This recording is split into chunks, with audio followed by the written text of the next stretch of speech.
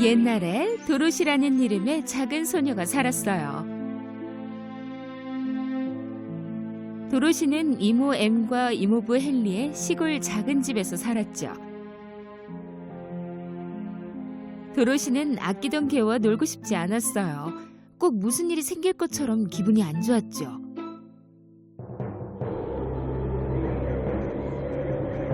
오우, 태풍이 오고 있군. 어서 지하로 대피해야겠어. 이모는 도로시에게 서둘러 오라고 소리쳤어요. 토토야, 빨리 와.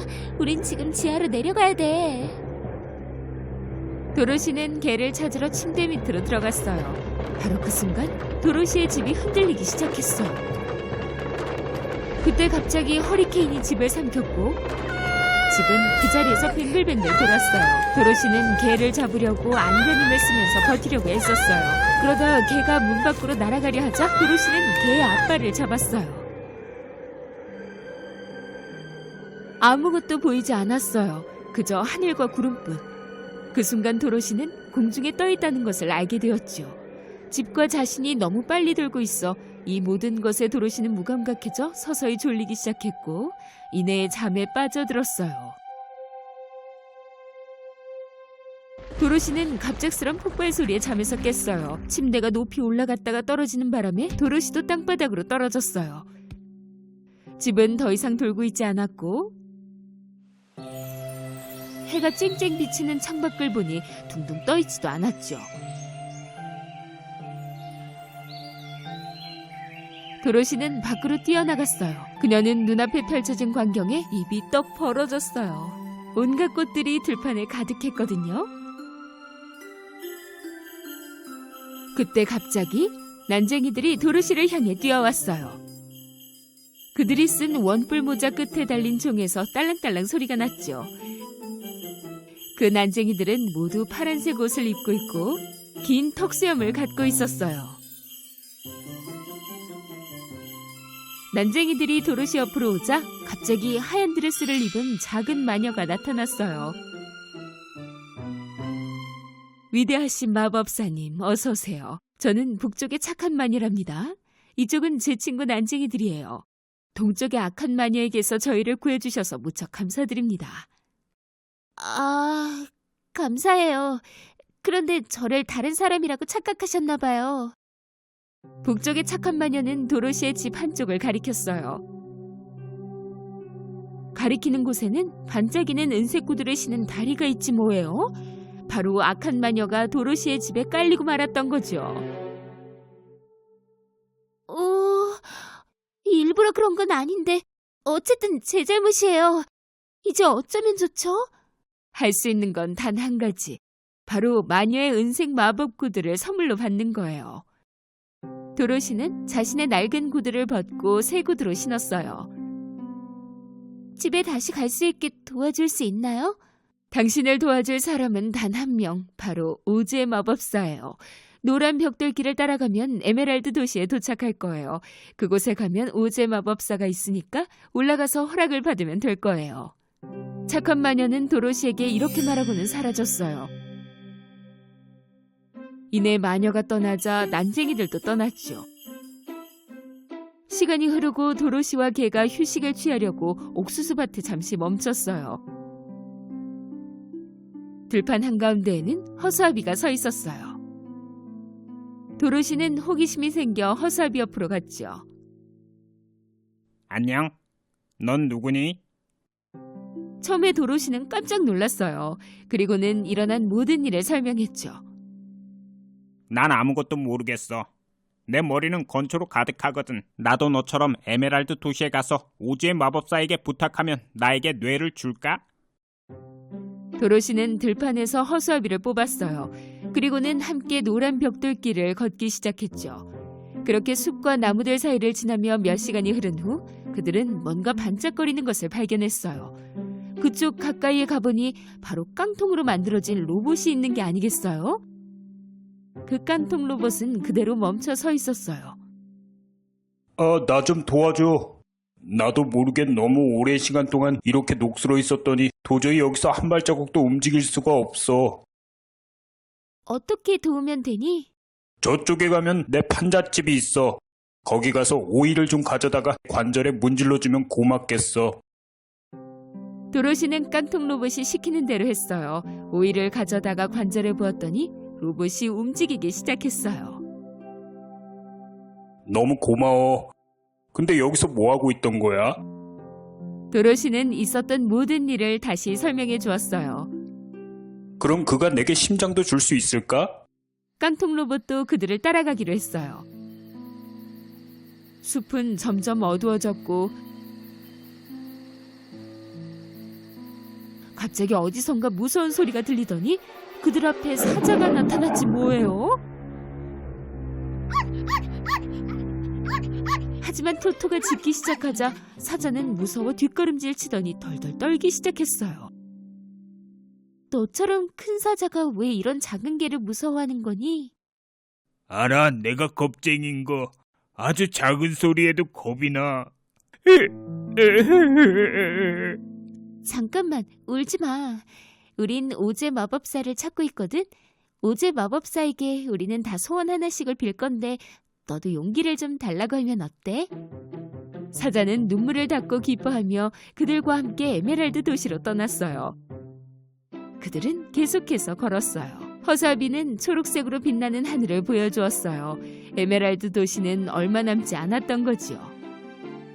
얼마 뒤 몇 시간을 더 걸으니 에메랄드 도시의 문에 도착했어요. 드디어 오제 마법사를 만나러 여기 도착했어. 그들은 성에 들어가려고 커다란 안경을 써야 했어요. 왜냐하면 에메랄드의 반짝이는 빛 때문에 눈이 멀 수도 있으니까요. 에메랄드 도시에는 집과 거리, 심지어 사람들의 옷까지 모두 초록색이었고 모든 곳이 빛났어요. 마침내 그들은 성에 도착했어요. 도로시는 오제 마법사를 만나러 들어가는 유일한 사람이었지요. 그녀가 잠시 망설이는데 왕좌 위에 둥둥 떠있는 머리가 보였어요. 나는 위대한 오주의 마법사다. 넌 누구냐? 왜 나를 만나러 온 거지? 그 은색 구두는 어디서 났느냐? 제 이름은 도로시예요. 도움을 요청하려고 왔어요. 도로시는 위대한 오제 마법사에게 그동안 일어난 모든 일을 말했어요. 오제 마법사는 돕겠다고 말하며 그 대신에 서쪽의 마녀를 없애달라고 말했지요. 도로시는 크게 좌절하며 울면서 친구들에게 돌아갔어요. 그리고 오제 마법사가 요구한 것을 말해주었죠. 그들은 모두 함께 서쪽의 마녀를 찾아서 없애기로 결심했어요. 다음날 그들은 에메랄드 도시를 떠나 서쪽 마녀가 사는 성으로 여행을 떠났어요. 서쪽 마녀는 눈이 한 개뿐이었지만 아주 먼 곳도 볼 수 있었죠. 서쪽 마녀는 도로시와 친구들이 성으로 오는 것을 보고는 자신의 큰 벌들을 불러들였어요. 침입자들을 쏘아라!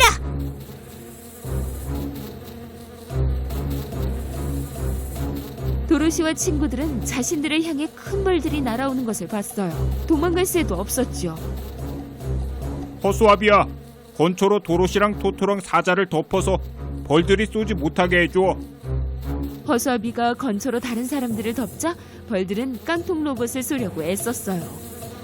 하지만 당연히 그 벌침들은 모두 땅바닥에 떨어졌죠.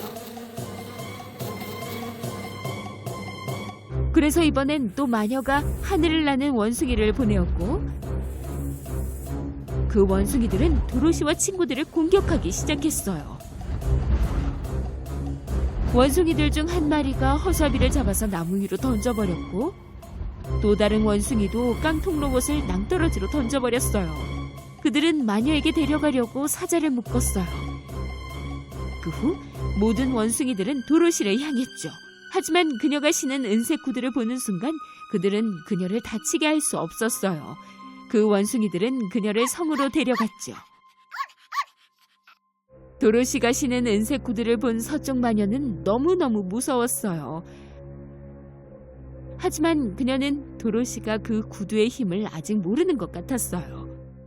그 구두를 내게 주렴. 아니요, 싫은데요. 어서 줘. 그 마녀는 도로시에게 갔어요.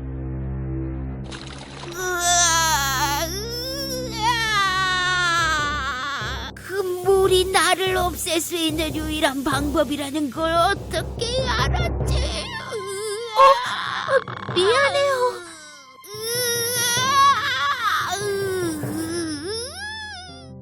고통스러워하던 마녀는 녹아 없어졌어요. 그녀가 입던 옷만 바닥에 남았죠. 도로시는 먼저 우리에 갇힌 사자를 구한 다음 사자와 함께 허수아비와 깡통 로봇을 찾았어요. 그들은 에메랄드 도시로 돌아가 서쪽의 악한 마녀를 없앴으니 오제 마법사를 만나고 싶다고 말했어요. 오제 마법사는 이번엔 그들을 환영했지요. 그들이 왕의 방으로 들어가자 그때 갑자기 무시무시한 소리가 들렸어요. 나는 위대한 오즈의 마법사다. 왜 나를 찾아온 거지? 토토는 깜짝 놀라 화면의 구석으로 뛰어들어갔어요. 토토가 들어간 화면 뒤에는 대머리의 작은 노인이 있었지요. 그는 손에 경적처럼 생긴 호른을 들고 있었어요. 근데 당신은 누구죠? 아, 나는 위대한 마법사지. 당신이 오제 마법사라고요? 어떻게 그렇죠? 노인은 그의 이야기를 해주기로 결심했어요. 사실 그는 서커스에서 일을 했어요. 그는 열기구를 이용해 쇼를 보여주었죠. 어느 날 강한 바람이 그의 성을 날려버렸고 에메랄드 도시의 사람들은 그가 하늘에서 온 마법사라고 생각했어요. 그래서 그에게 도시를 통치해달라고 했고 그는 그러겠다고 했어요. 그럼 당신이 한 약속들은요? 오제 마법사는 깡통 로봇에게 즉시 심장을 줄 수 있다고 말했어요. 그는 뒤로 가서 장난감 인형의 심장을 꺼냈어요. 깡통 로봇은 훨씬 기분이 좋아졌어요. 그리고 이번엔 허수아비를 봤어요. 그는 머리에 있는 실밥을 풀어 밀 한 줌을 넣고 다시 바느질을 했어요. 이번엔 무서운 사자의 순서였지요. 그는 금으로 만든 병 속의 물약을 그릇에 부었어요. 사자는 그 물약을 들이켰죠. 갑자기 그는 약하고 겁에 질린 사자의 모습에서 용맹한 사자가 되어 으르렁거렸어요.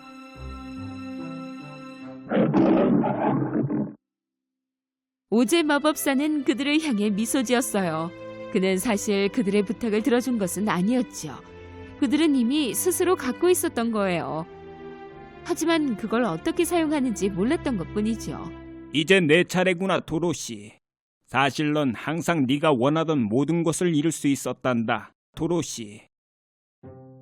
지금 신고 있는 그 은색 구두를 3번 구르면 너는 원하는 곳이 어디든 갈 수가 있지. 제가 원할 때는 언제든지 집으로 갈 수 있었다고요? 세상에, 그럼 나는 영원히 내가 있던 자리에 있을래. 그럼 나도 원래 내 모습대로 녹슬 거야. 그럼 나도 용감한 사자가 되지 않을래. 도로시는 친구들을 꽉 껴안았어요. 그녀는 모두에게 작별 인사를 했어요. 그리고 토토를 안고는 구두를 3번 굴렀죠. 그녀는 이모와 이모부가 사시는 집 쪽으로 가고 싶다고 말했어요. 잠시 후 도로시는 자신이 정원에 앉아있는 걸 깨달았어요. 그녀는 너무 기뻐서 주변을 둘러봤는데 이모와 이모부가 그녀 쪽으로 달려오고 있었어요. 도로시는 아주 행복해하며 마음껏 웃었답니다.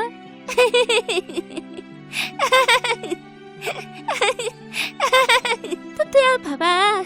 집이야.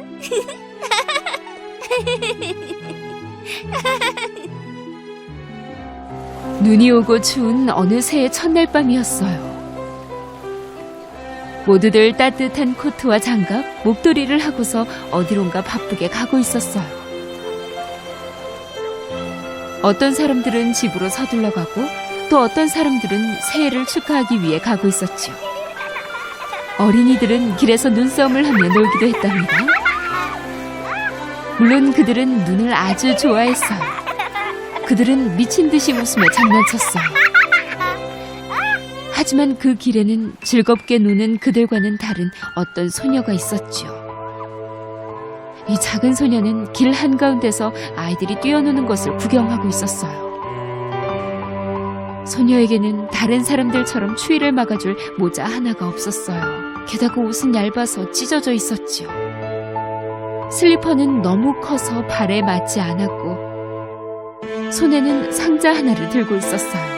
얼어버릴 듯한 추위 때문에 소녀는 차가 다가와도 알아채지 못했어요. 길 옆으로 비켜. 차에 치면 어쩌려고 그래? 그 소녀는 순간 인도로 비켜섰어요.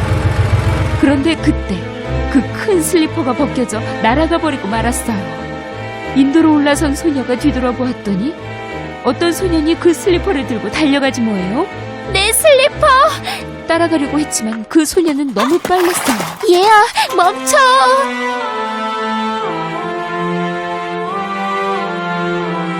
소녀는 할 수 없이 맨발로 걷다가 벽 옆에 머물 만한 곳을 찾았어요. 그녀는 들고 있던 상자를 열고는 바닥에 내려놓았지요. 추위 속에서 눈물을 흘리며 성냥으로 가득한 상자를 보고 있었어요. 바로 성냥팔이 소녀였지요. 하지만 그날은 한 박스도 팔지 못했어요. 성냥을 팔아 돈을 벌면 집에 가서 적어도 따뜻한 스프 한 그릇은 엄마와 함께 먹을 수 있었죠. 춥고 서글펐지만 그래도 얇고 떨리는 소리로 외쳤어요. 성냥 사세요! 성냥 사세요! 성냥요! 길 가는 사람들은 아무도 관심이 없었어요. 그래서 소녀는 벽 옆에 앉았지요. 그녀의 손가락은 추위로 아파왔지만 곧 그 고통마저도 느끼지 못했어요. 어떡하든 몸을 녹여야 했지요. 그녀는 상자를 열어 성냥을 꺼냈어요. 손가락까지 마비되어 성냥도 겨우 잡을 수 있었어요. 떨리는 손으로 성냥에 불을 붙이자 갑자기 따뜻한 오렌지빛이 그녀를 감쌌어요.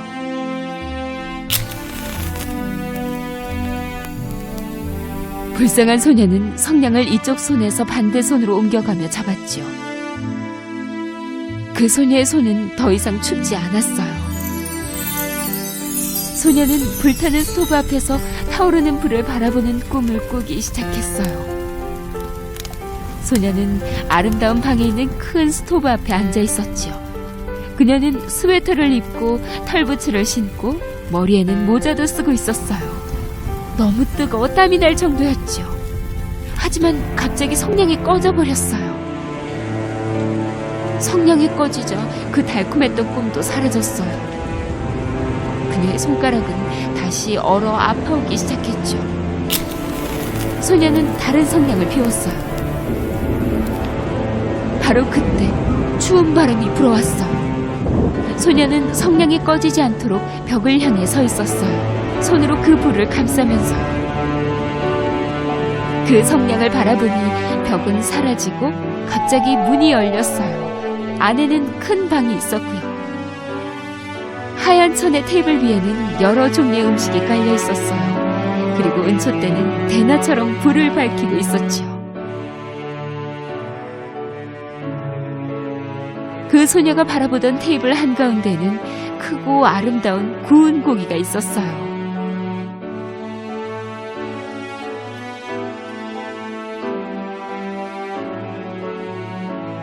소녀는 바로 그 고기 조각을 떼내어 입으로 가져갔어요. 그랬더니 더 이상 배고프지 않았어요. 성냥팔이 소녀는 더 먹고 싶어 했지요. 다가가 한 입 더 먹으려고 하자 갑자기 소녀가 쥐고 있던 성냥이 꺼져버렸어요.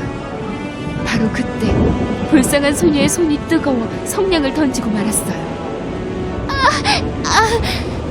성냥을 던지자마자 그 방과 테이블 위에 있던 음식들이 사라지고 벽이 다시 나타났어요. 그 작은 소녀는 다른 성냥을 또 켰지요. 이제는 더 큰 꿈을 꾸게 되었어요. 소녀는 어느 여름날 밤 나무 아래에서 밤하늘별을 보고 있었어요. 밤이었지만 무척 더웠죠. 그 소녀는 별에서 눈을 뗄 수가 없었어요. 전에는 한 번도 보지 못한 하늘과 깨끗하고 밝게 빛나는 별을 보았죠. 그때 갑자기 별똥별이 떨어졌어요.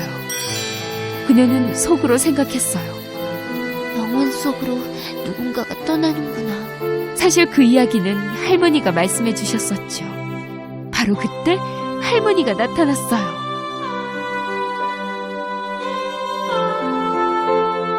별똥별을 볼 때마다 그 자리를 다시 채워줄 것이라는 것을 알아야 해. 그녀의 할머니는 아주 잠시 나타났다가 사라졌어요. 성냥팔이 소녀는 할머니를 불렀죠. 가지 마세요. 잠깐요, 제발요. 할머니가 그리워요. 소녀는 할머니가 다시 보고 싶어 성냥을 켰어요. 길 한가운데서 추위에 온몸이 얼어버린 것도 잠시 잊고 그녀는 다시 꿈을 꾸기 시작했어요. 소녀는 계속해서 성냥을 켰어요. 그녀는 마치 할머니를 보며 할머니의 목소리를 듣는 것 같았죠. 그 소녀는 또다시 성냥을 켰어요. 주변이 대나처럼 환해졌고 아름다우신 할머니를 만날 수 있었어요. 할머니의 사랑 가득한 미소가 그녀를 그동안 겪은 고통과 추위마저도 잊게 했죠. 소녀는 이 순간이 끝나는 것이 싫어 서둘러 마지막 성냥을 켰어요. 할머니는 그녀 앞에 다시 나타나 팔로 그 성냥팔이 소녀를 따뜻하게 잡아주었어요. 그들은 함께 하늘로 날아가기 시작했어요. 그 작은 소녀는 마침내 편안했어요. 더 이상 춥지도 배고프지도 않았죠. 바로 그때 별똥별 하나가 떨어지고 말았어요.